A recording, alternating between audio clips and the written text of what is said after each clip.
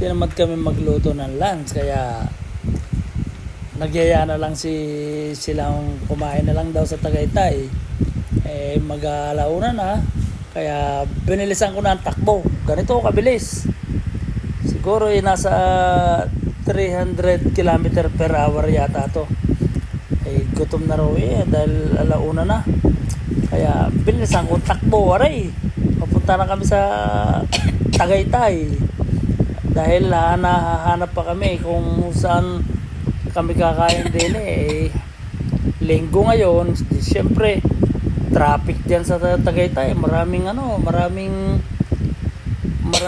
mga visitor diyan na siyempre magandang tanawin, tapos maraming kainan, kaya maghahanap pa kami pagdating namin sa pinakaitaas. Kami maghanap ng kainan, pero marami namang mapapagpilian dyan. Marami dyan yung mga bulalo house, steakhouse, pero parang muna ngayon, Chinese na lang muna. May naisip na ako sa Hapchan, kaso puro kalahati lang yata ako nakakain doon, kasi Hapchan kalahating tiyan yata yun. So, nandito na kami sa ibabaw ng Tagaytay. So konting minuto na lang, dahil super bilis naman ang takbo nga rin. Makakakain na rin. Alauna na konting minuto na lang. Yan malapit na kami sa crossing ng Tagaytay.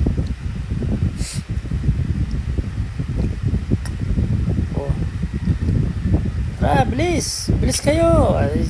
Gutom na ayaw pang bibilisan ng patakbo na rin mga nasa unahan ko nga rin. Ayan patigil-tigil pa.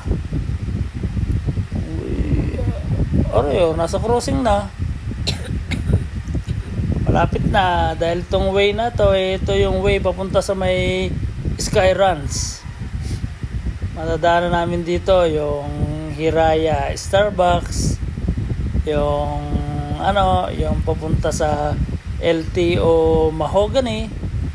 Yan ang mga dadaanan dito hanggang sa makarating kami sa may Hapchan, dito sa Robinsons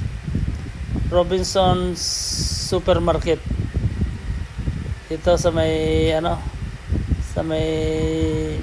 malapit sa Sky Ranch.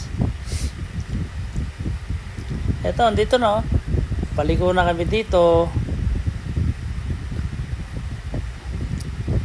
na yan ang Hapchan Tea House, dito sa may Robinsons, Tagaytay. Tara, kain tayo. Gutom na alauna na, eksaktong alauna G's ng tanghali. Kain na.